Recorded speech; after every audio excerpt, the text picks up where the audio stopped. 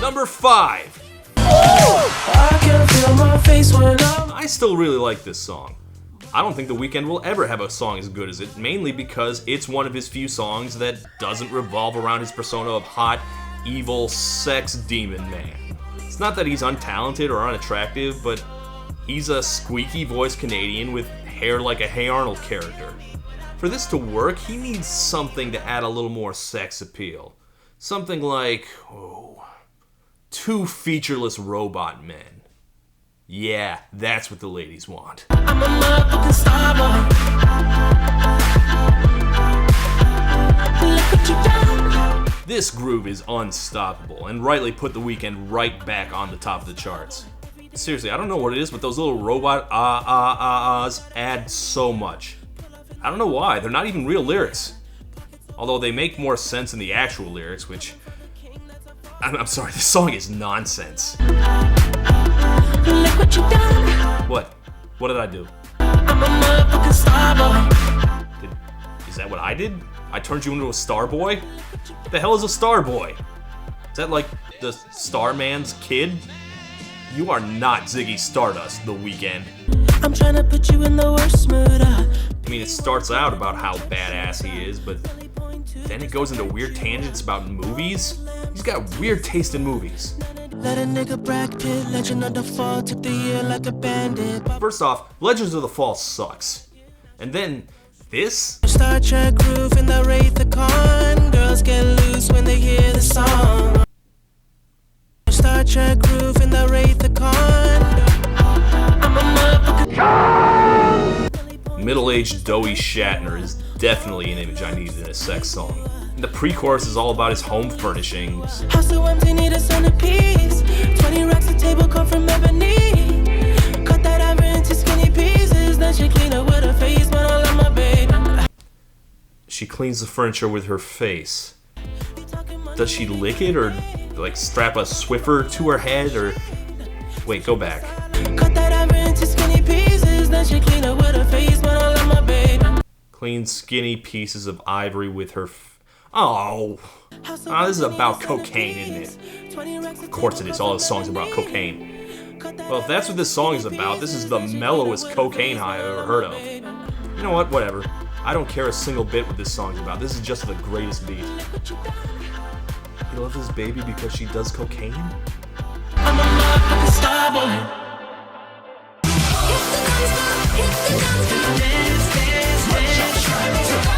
Number 4. I don't think this is the best song of the year, obviously, or it'd be higher. But I do think that it sums up 2016 more than any other song. I took a pill in Ibiza to show Avicii I was cool. And when I finally got sober, felt 10 years older, but fuck it, it was something to do. I Took a Pill in Ibiza is a sad song about trying and failing to be happy in the face of horrible depression. Yeah, that about sums it up. You don't wanna be high like me.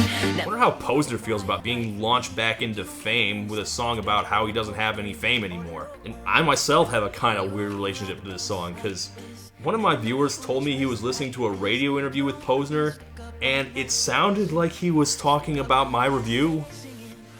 I have no idea if this is true. I hope not. I mean, I just assume that everyone I cover is too rich and famous to notice me throwing tomatoes at them, but Posner isn't rich and famous. He's just a singer who already blew his shot. So yeah, I don't know if you've seen the review, but he seems like the kind of person who would watch random douchebags on YouTube talking shit about him, so sorry. If you are watching, Mr. Posner, I like this song a lot. For what it's worth, I've seen a lot of critics, including Posner himself, say that making a dance remix of this song completely missed the point. These people are wrong. I mean, the original, I think it sounds a lot happier, honestly. If it is sad, it's a mopey, self-pitying sad, where the remix is a lot more pained and desperate. Not that I want to pick on Posner too hard here, he's had enough. I'm a real big baller cause I made $1 million and I spend it on girls and shoes. Plus, I just admire his bravery. Releasing a song like this is a gutsy move. Girls and Shoes never sounded more like a sad waste of time. Of course, if his resurgence of popularity leads him back into making stuff like Bow Chicka Wow Wow, I hope he crashes and burns all over again.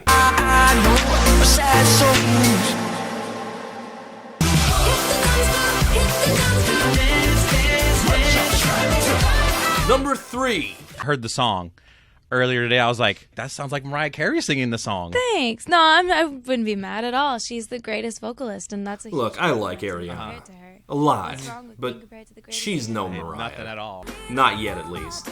She's just not there. For one, she's a much sloppier singer. She says she's practicing on not sounding like she has a pool ball in her mouth. She's still got work to do. Also, she just doesn't have the songs yet. This one, for example, maybe I should have made it a dishonorable mention. It's basically the female version of Zayn's Pillow Talk. So what does she have going for her? Just range and power? No, I think there's more to her than just that. It's fitting that Ariana came up as an actress, because she knows how to sell a song. More than any other pop star right now, Ariana Grande just sounds like she really loves singing.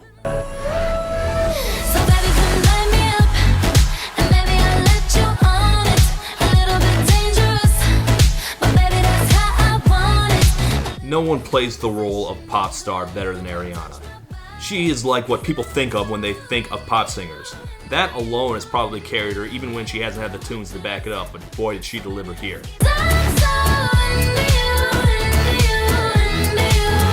This was the 2016 what Cool for the Summer was for the year before. An unstoppable power bomb of a single from a pop diva at the peak of her powers. It's like my previous favorite song of hers, Love Me Harder, on steroids. She's had far more successful songs, but this to me is always going to be the Ariana song. Like Christina Aguilera, she always wanted to be Mariah too. But singing always sounded like a chore to her, like weightlifting. Ariana sounds like she is thrilled to be there. I mean, no, she doesn't sound dangerous. I mean, that was the problem with Dangerous Woman. She's a danger to unattended donuts, and that's about it. But here I believe that at least she believes it, which is way hotter than if she actually did sound dangerous, honestly.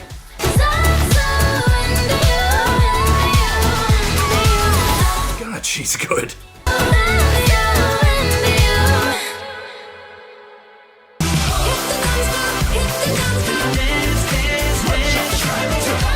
Number 2. Tonight,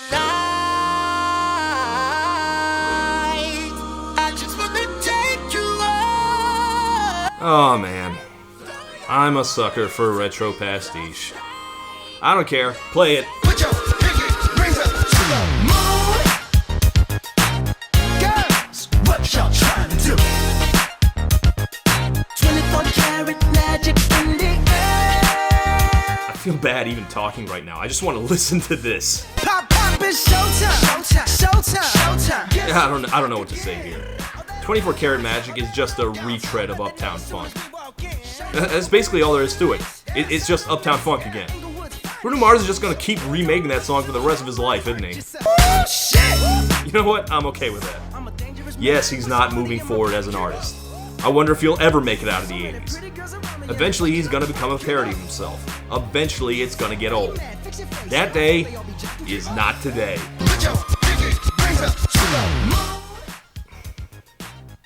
Actually, it's daytime, so I guess the moon would be in that direction. I mean, so what if it's another retro jam?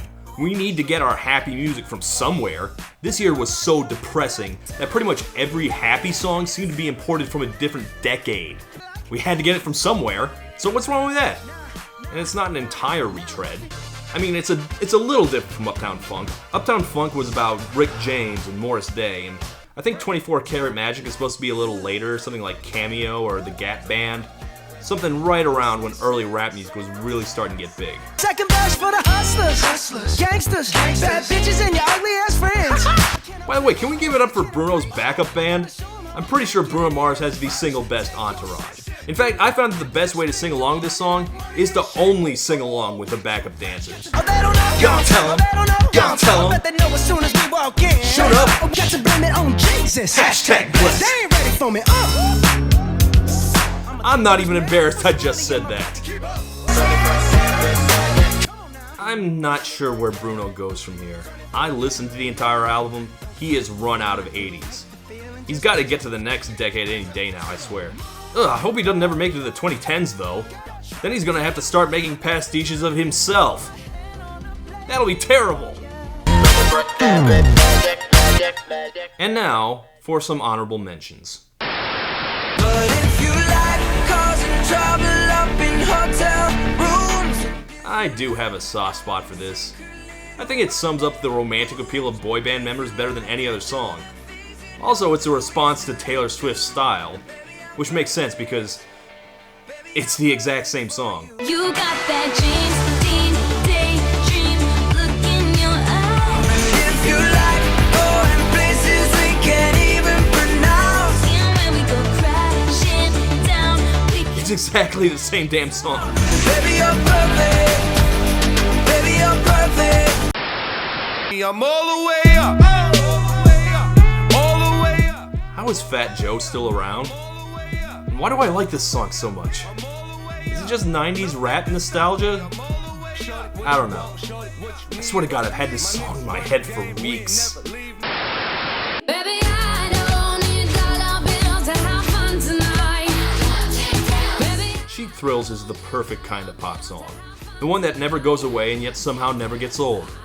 I've listened to it something like 1,000 times now, and it never gets any better, and it never gets any worse. Exactly what I'm looking for. Justin Timberlake, I think, was trying for Don't Stop Till You Get Enough here, and instead he wound up with Dancing on the Ceiling. It's not a bad song, but it is exceptionally lame. Whatever, it was happy. I'll take what I can get.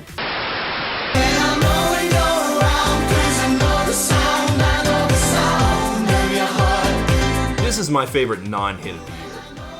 I have no idea why it wasn't a hit, but it should have been. When we were kids, we'll never die. Also not a hit, otherwise would have been pretty high on the list. Like I said, most of the actual hits this year were not good.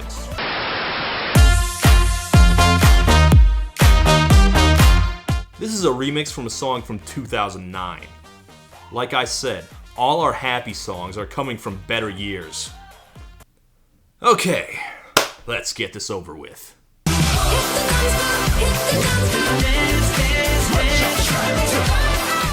Number 1. Hey. I was doing just fine before I met you. I drink The Chainsmokers, being one of the biggest acts in music right now, has not stopped being perplexing. I mean, they're just so punchable. The kings of frat bros, I was told. Which, man, the EDM scene has changed dramatically since I started covering music. I've already both praised them and talked shit about them over the past 12 months. To put it mildly, they've had a mixed discography. But while all the attention went to the obnoxiously smug selfie, the annoying, soulless Don't Let Me Down, and the ambitious but clumsy and kind of cringy Closer, people forget that the Chainsmokers launched themselves into respectability with a completely different duet. The singer was called Roses, and the song was called Roses.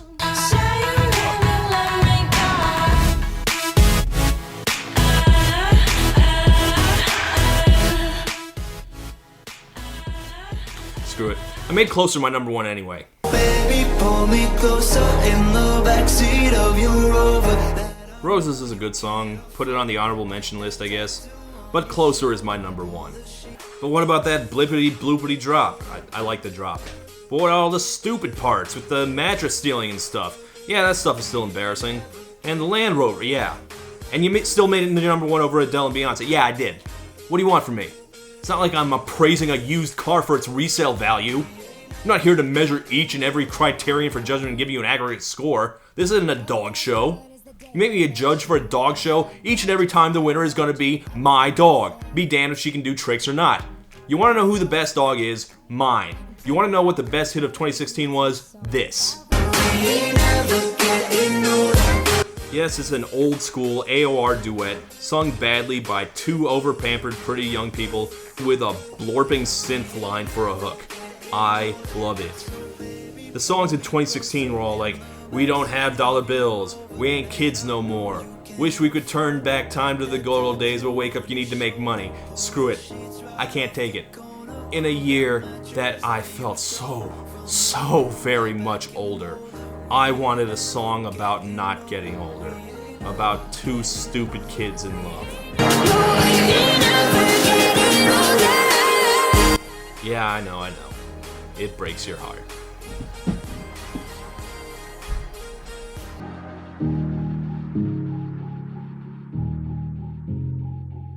Caught up in my tape.